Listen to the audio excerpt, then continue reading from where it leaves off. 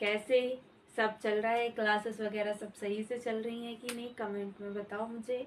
चलिए, तो कल हमने देखा था मानव भूगोल का चैप्टर हमने खत्म कर लिया। तो आज से हम पढ़ेंगे चैप्टर 2, विश्व की जनसंख्या, वितरण, घनत्व एवं वृद्धि, जिसमें हम देखेंगे कि वितरण क्या होता है। सबसे पहले देखते हैं कि जनसंख्या क्या होती है।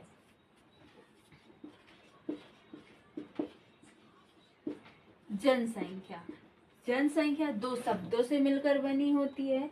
जैसे कैसे सब चल रहा है, क्लासेस वगैरह सब सही से चल रही हैं कि नहीं, कमेंट में बताओ मुझे। चलिए, तो कल हमने देखा था मानव भूगोल का चैप्टर हमने खत्म कर लिया। तो आज से हम पढ़ेंगे चैप्टर 2, विश्व की जनसंख्या, वितरण, घनत्व एवं वृद्धि, जिसमें हम देखेंगे कि वितरण क्या होता है। सबसे पहले देखते हैं कि जनसंख्या क्या होती है।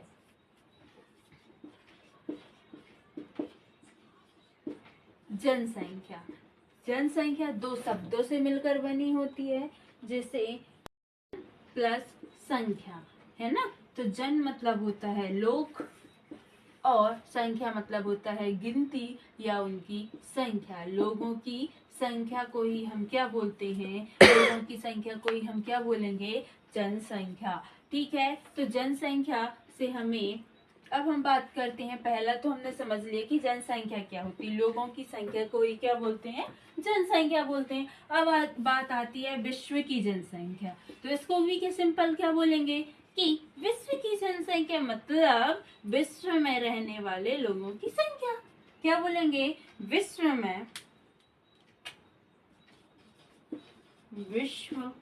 में या संसार में रहने वाले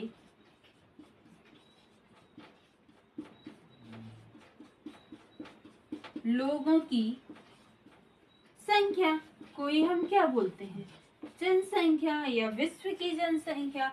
तो हम देखते हैं कि जो विश्व की जनसंख्या या लोगों से ही किसी भी देश की जो जनसंख्या है वो उस देश के लिए उसका क्या है, परम धन होता है। और वही क्या करता है, वही जनसंख्या उस देश का क्या है, प्रमुख संसाधन है। और वही जो संसाधन वो अन्य संसाधनों का क्या करती है, उपयोग करती है। हम देखते हैं कि विश्व में ऐसे बहुत सारे हमारे पास संसाधन है।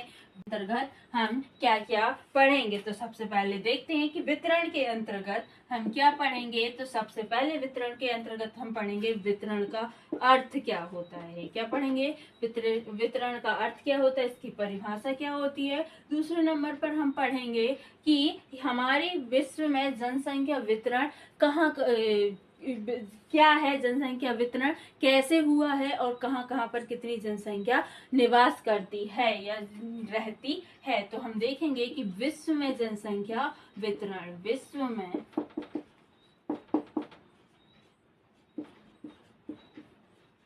जनसंख्या वितरण। फिर तीसरे नंबर पर हम पढ़ेंगे कि ये जनसंख्या वितरण है जहाँ पर लोग रह रहे हैं वो किस कारण से रह रहे हैं, क्या वहाँ पे ऐसे साधन जिस कारण से लोग वहाँ पे क्या कर रहे हैं, निवास कर रहे हैं। तो हम अगला पॉइंट देखेंगे, वितरण के अंतर्गत हम पढ़ेंगे कि जनसंख्या को प्रभावित करने वाले कारक। क्या पढ़ेंगे हम, जनसंख्या को प्रभावित करने वाले कारक। ठीक है, इसके बाद हम पढ़ेंगे घनत्व। तो घनत्व के अंतर्गत हम पढ़ेंगे क्या क्या पढ़ेंगे कि घनत्व का अर्थ क्या होता है, घनत्व का अर्थ क्या होता है। दूसरे नंबर पर पढ़ेंगे कि सर्वाधिक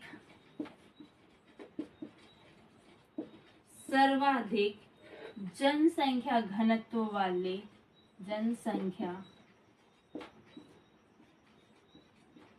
घनत्व वाले महाद्वीप एवं देश। ठीक है, अगला टॉपिक है हमारा वृद्धि। क्या है, वृद्धि। तीसरा हेडिंग क्या है हमारी, वृद्धि। तो वृद्धि के अंतर्गत हम क्या क्या पढ़ेंगे, तो वृद्धि के अंतर्गत हम पढ़ने वाले हैं आज सबसे पहले वृद्धि का भी हम क्या पढ़ेंगे, अर्थ। वृद्धि का हम क्या पढ़ेंगे, अर्थ पढ़ेंगे। फिर उसके बाद पढ़ेंगे कि वृद्धि दर क्या होती है, वृद्धि दर क्या होती है। फिर उसके बाद पढ़ेंगे हम अगला टॉपिक पढ़ेंगे कि जन्म दर क्या पढ़ेंगे, इसमें जन्म दर पढ़ेंगे, मृत्यु दर पढ़ेंगे। फिर और आगे पढ़ेंगे हम इसमें प्रवास। फिर और आगे पढ़ेंगे हम इसमें उत्प्रवास।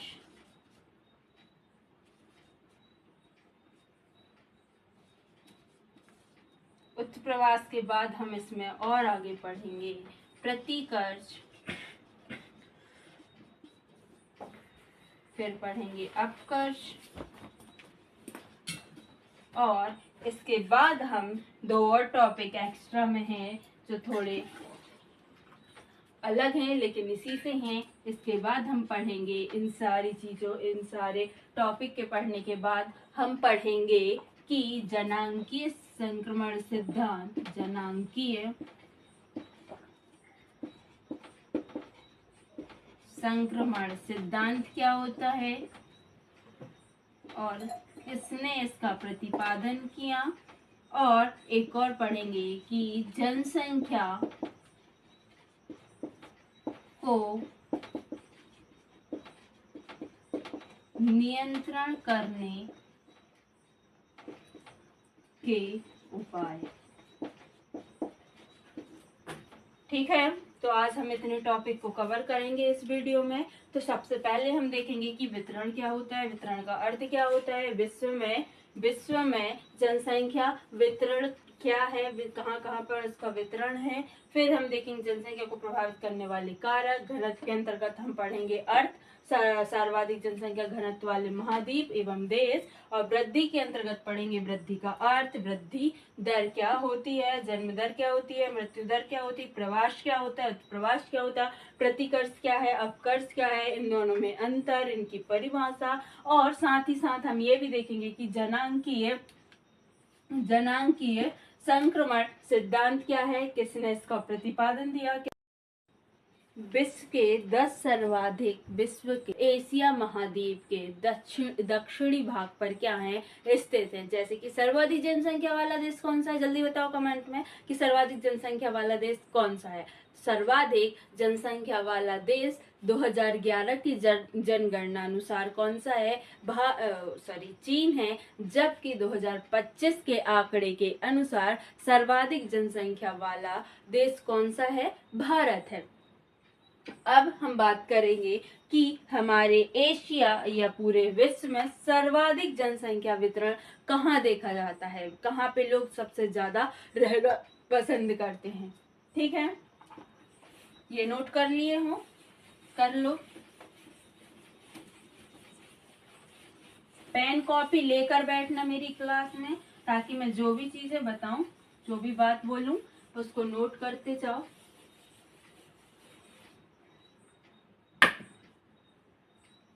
हम देखेंगे कि सर्वाधिक, सबसे पहले एक नोट लिखेंगे, जो वितरण क्या है कि भूपृष्ठ, इसका अर्थ लिखेंगे। क्या है वितरण कि भूपृष्ठ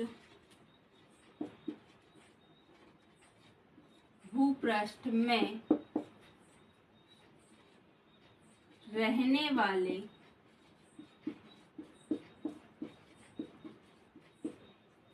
वाले लोगों की संख्या। क्या, भूपृष्ठ में रहने वाले लोगों की संख्या को ही क्या बोले जाएंगे, वितरण बोले जाएंगे। अब वितरण ये शब्द ही ऐसा, वितरण क्या, प्रसाद भैया तुम भी ले लो, तुम भी ले लो, तुम भी ले लो, तुम भी ले लो, बोलते हैं कि नहीं बोलते। मतलब कि पूरे विश्व में एक समान जनसंख्या तो नहीं है, कहीं पर कम जनसंख्या, कहीं पर ज्यादा जनसंख्या, कहीं पर है ही नहीं, और कहीं पर इतने विशाल रूप में कि वहां समा नहीं रहे हैं, है ना। जैसे कि कैसे समझाऊं मैं, हाँ, जैसे कोई एक नदी है, कोई एक नदी में है, ठीक है, यहाँ से निकल रही है, ये बह रही।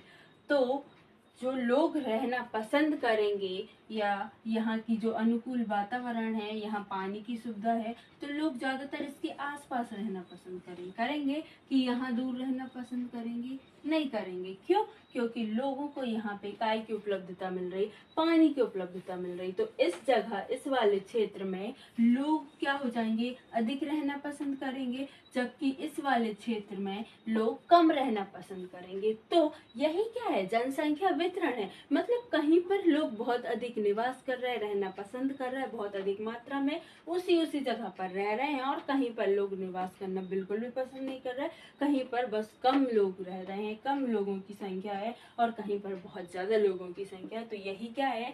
जनसंख्या वितरण। तो देखते हैं कि विश्व में जनसंख्या वितरण किस रूप में है, किस प्रारूप में है, और कहाँ पर कितनी जनसंख्या है ना।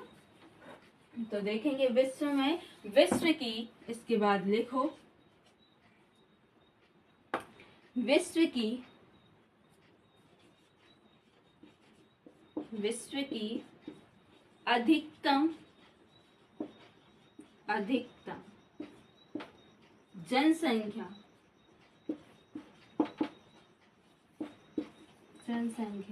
वितरण,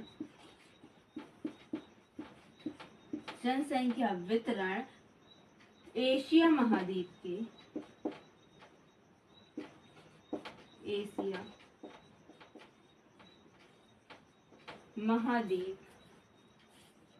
के दक्षिणी भाग पर है। सर्वाधिक जनसंख्या दक्षिणी भाग पर है। अब दक्षिणी भाग पर कैसे है? देखो, सर्वाधिक जनसंख्या दक्षिणी भाग पर स्थित है। दक्षिणी भाग हमने देखा था, विश्व की सर्वाधिक जनसंख्या जो एशिया महाद्वीप है उसके दक्षिणी भाग पर स्थित है। तो विश्व की सर्वाधिक जनसंख्या, ये देखिए, ये कौन सा भाग है? ये एशिया भाग है। एशिया ही यहाँ से पूरा एशिया महाद्वीप है कि नहीं है? है, ये पूरी एशिया महाद्वीप है कि नहीं है? तो एशिया महाद्वीप के दक्षिणी भाग, एशिया महाद्वीप के दक्षिणी भाग में क्या आ जाएगा? ये वाला भाग आ जाएगा, ये वाला भाग आ जाएगा। तो ये वाले भाग में सर्वाधिक जनसंख्या जहाँ हमें देखने को मिलती है 2011 की जनगणना अनुसार, सबसे ज्यादा आबादी वाला क्षेत्र देश कौन सा है? चीन है, चाइना है। फिर उसके बाद दूसरे नंबर पे आता है इंडिया, तीसरे नंबर पर आता है इंडोनेशिया, चौथे नंबर पे आता है पाकिस्तान, और पांचवें नंबर पर आता है हमारा ब्राजील। तो सबसे ज्यादा अगर हम देखा जाए तो अगर 10 देशों की तुलना करें तो 10 देश में से लगभग 6 देश कहाँ पर है जहाँ पे सर्वाधिक जनसंख्या निवास करती? वो किस महाद्वीप में है? एशिया महाद्वीप में है। समझ में आया सभी को? एक बार और समझा देती हूँ विश्व के मानचित्र में कि विश्व के लगभग 60% लोग कहाँ पर निवास करते हैं?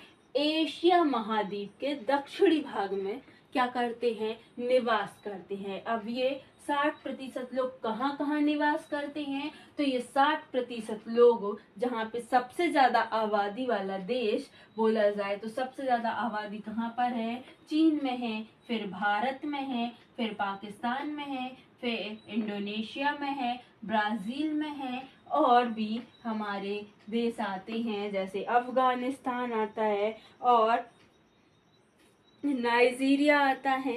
क्या आता है? अफगानिस्तान और नाइजीरिया आता है। इतनी बात समझ में आ गई? ये चाइना है, ये येलो कलर का दिख रहा है, ये इंडिया है, सब जानते हैं इंडिया को। ये इंडोनेशिया है, ठीक है, और ये पाकिस्तान है। अभी हमने देखा कि 5 में से 4 देश तो खाली, और खाली कहाँ के हैं? एशिया महाद्वीप के हैं। इसलिए सर्वाधिक जनसंख्या वाला देश, सर्वाधिक जनसंख्या वितरण या सर्वाधिक जनसंख्या वाला महाद्वीप बोले तो सबसे पहले किसका नाम आता है? हमारे एशिया महाद्वीप का नाम आता है। ठीक है, अब हम देखते हैं कि जनसंख्या घनत्व क्या होता है।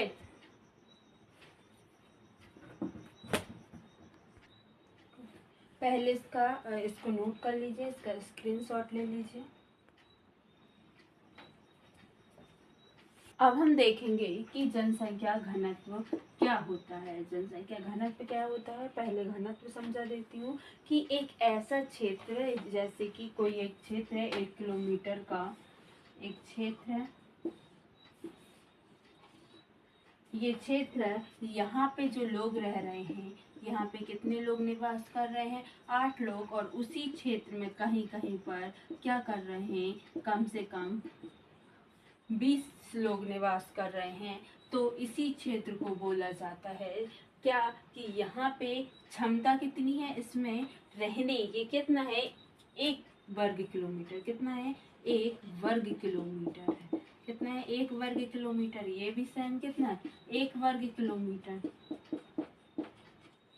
ये भी कितना है, 1 वर्ग किलोमीटर, और ये भी कितना है, 1 वर्ग किलोमीटर। इसमें रहने की क्षमता कितनी है, सिर्फ और सिर्फ कितनी है, मान लो कि 10 व्यक्तियों की संख्या है, कितने की है, 10 व्यक्तियों की संख्या है, और इसमें भी क्षमता कितने की है, 10 व्यक्तियों की, लेकिन इसमें रह कितने लोग रहे हैं, कितने, 8 लोग, और इसमें कितने लोग रह रहे हैं, 20 लोग रह रहे हैं। कितने लोग निवास कर रहे हैं इसमें, 20 लोग निवास कर रहे हैं, और इसमें क्षमता कितने की, 10 की है। तो एक ऐसा क्षेत्र या भूमि की वह इकाई जहाँ पर रहने वाले लोगों का क्या नापा जाता है, लोगों का क्या होता है, वहाँ पे उनके आकार के हिसाब से वहाँ कितने लोग निवास कर सकते, उसी के अनुपात को ही हम क्या बोलेंगे, घनत्व बोलेंगे। अब बुक की लैंग्वेज में समझ लेते, ये समझ में आ गया कि रहने की क्षमता 10 थी, रह रहे हैं 8, यहाँ रहने की क्षमता 10 है, रह रहे हैं 20।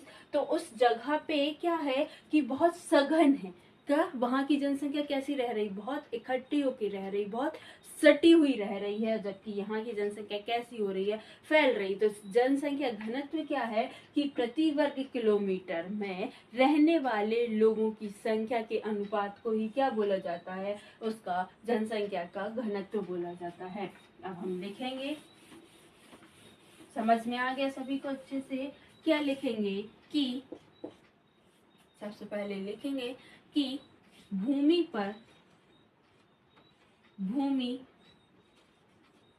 के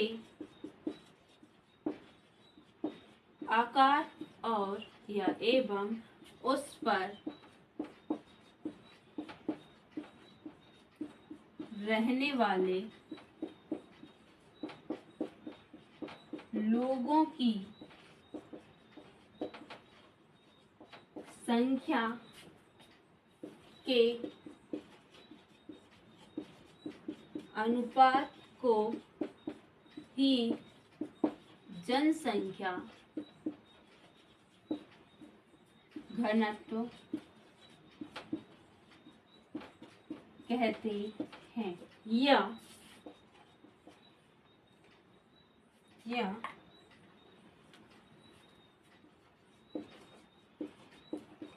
प्रति वर्ग किलोमीटर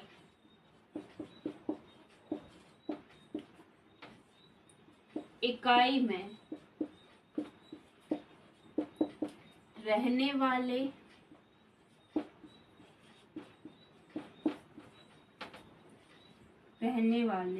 लोगों की संख्या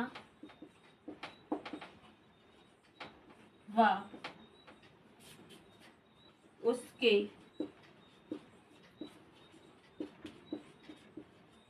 क्षेत्रफल के अनुपात को जनसंख्या घनत्व कहते हैं। जनसंख्या घनत्व कहते हैं।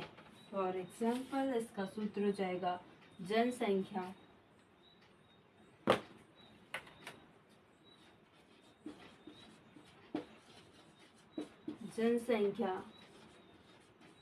घनत्व बराबर लोगों की संख्या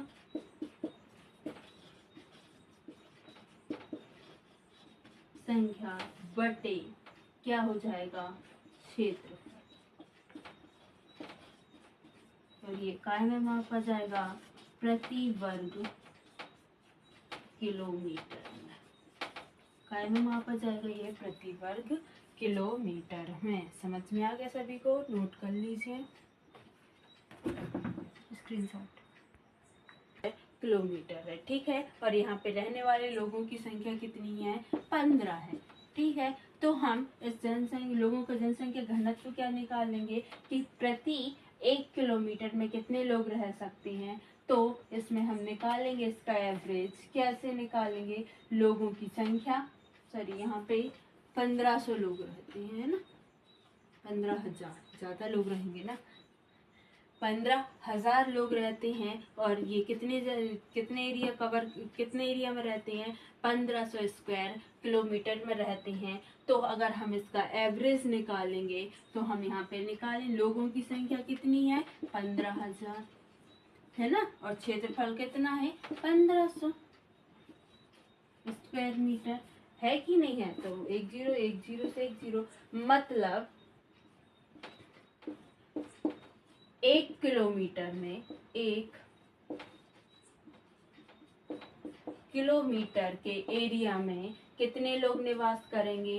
100 लोग निवास करेंगे। कितने लोग निवास करेंगे? 100 लोग निवास करेंगे। कितने लोग? 100 लोग। इसी के अकॉर्डिंग ऐसा ही माप करके हम वहाँ के क्या निकालते हैं? जनसंख्या घनत्व को निकालते हैं। सर्वाधिक जनसंख्या घनत्व वाले महाद्वीप कौन से हैं? सर्वाधिक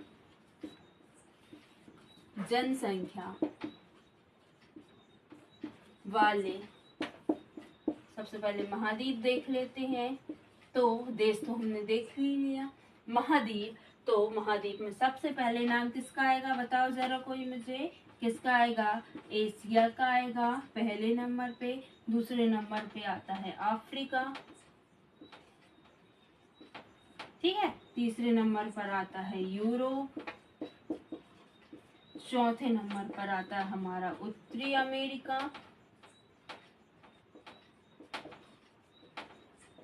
और 5वें नंबर पे आता है हमारा दक्षिणी अमेरिका।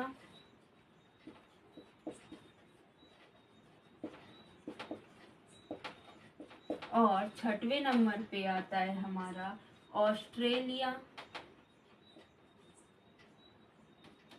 और 7वें नंबर पे आता है अंटार्कटिका।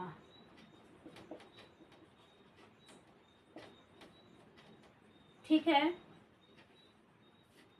अंटार्कटिका क्या आता है? अंटार्कटिका, ठीक। तो सर्वाधिक जनसंख्या घनत्व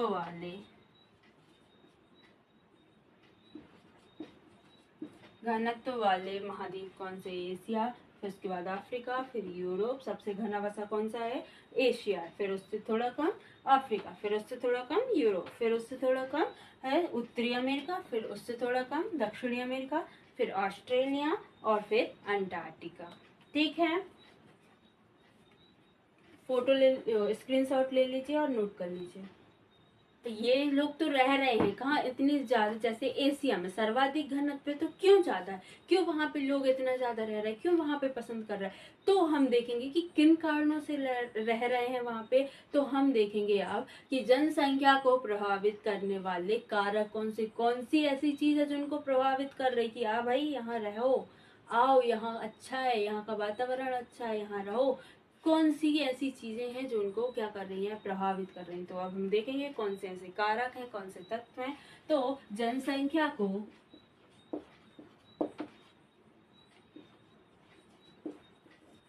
प्रभावित करने वाले कारक, प्रभावित करने वाले कारक, जनसंख्या को प्रभावित करने वाले कारक कौन कौन से हैं? तो जनसंख्या को प्रभावित करने वाले कारक क्या हैं? सबसे पहले ये 3 कारक, 3 भागों में इनको विभक्त करेंगे, 3 भागों में विभक्त करेंगे, 3 भागों में विभक्त करेंगे। सबसे पहले आता है भौतिक कारक। क्या आता है? भौतिक या भौगोलिक, भौगोलिक कारक। दूसरे नंबर पर आता है आर्थिक कारक। और तीसरे नंबर पर आता है सामाजिक एवं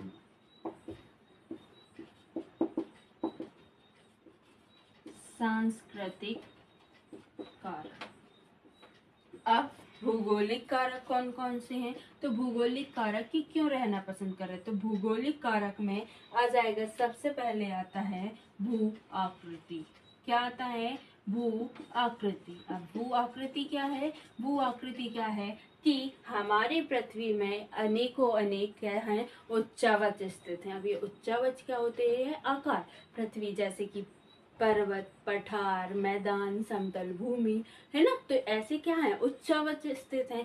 तो हम उसी के अकॉर्डिंग क्या करेंगे? हम देखेंगे कि कहाँ पर लोग रहते हैं। जैसे कि मान लो कि मैंने तुमसे कहा कि भैया जाओ हिमालय का जो पर्वत है ना, वहां पे जाके निवास करने लगो। क्या तुम रहोगे? क्या संभव हो पाएगा? नहीं हो पाएगा। फिर मैंने बोला ठीक है, नहीं रह पा रहे हो, एक काम करो, मैंने थोड़ी एक समतल पठारी वाला भाग दे दिया कि यहाँ पे रह जाओ। उन्होंने बोला ठीक है, रह जाती हैं, इतनी ज़्यादा मुश्किल नहीं है, जगह मिल रही है।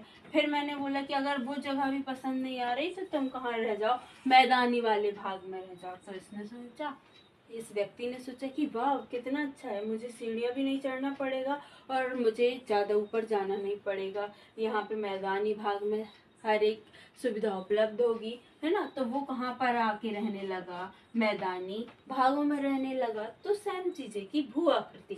भू आकृति मतलब कि लोग, व्यक्ति ऐसी जगह पर रहना पसंद करते हैं जहाँ पे मैदानी भाग हो, मैदानी भाग हो या पठारी भाग हो।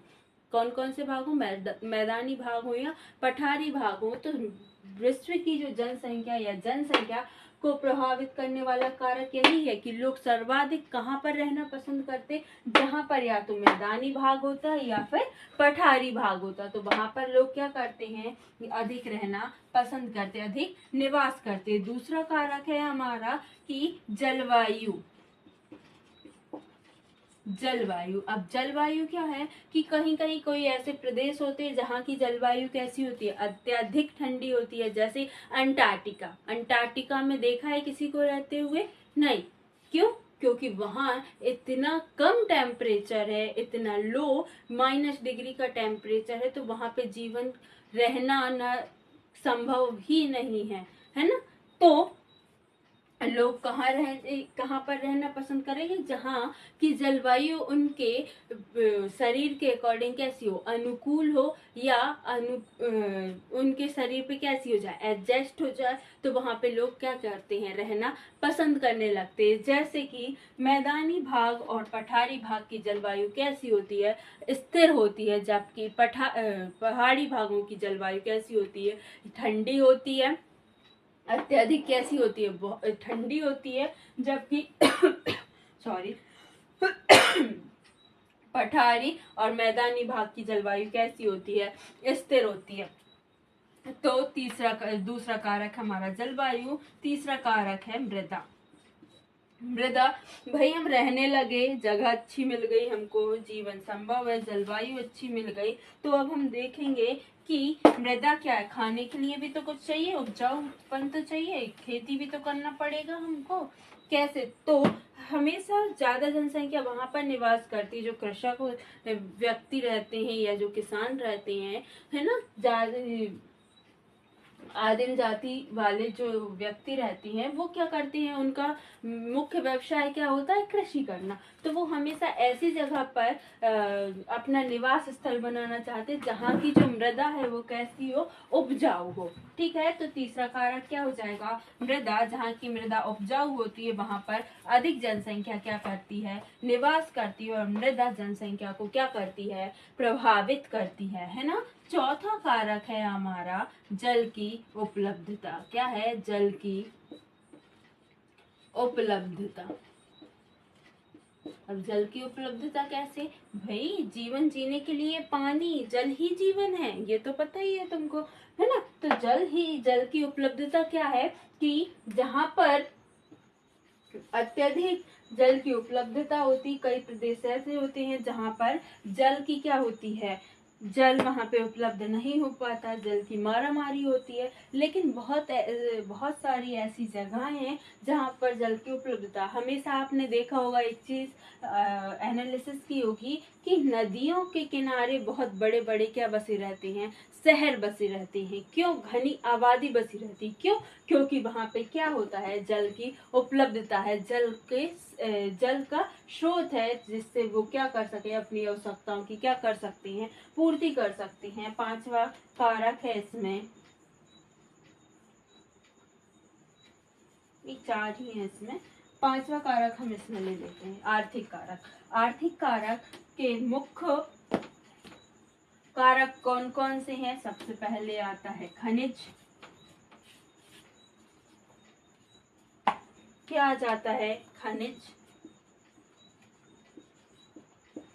कैसे भाई? जहाँ खनिज होगा वहां तो आय तो आएगी ही आएगी, पैसा ही पैसा होगा, होगा कि नहीं होगा? तो आर्थिक कारक का प्रमुख जो कारक है वो क्या है? खनिज है। दूसरा है औद्योगिक।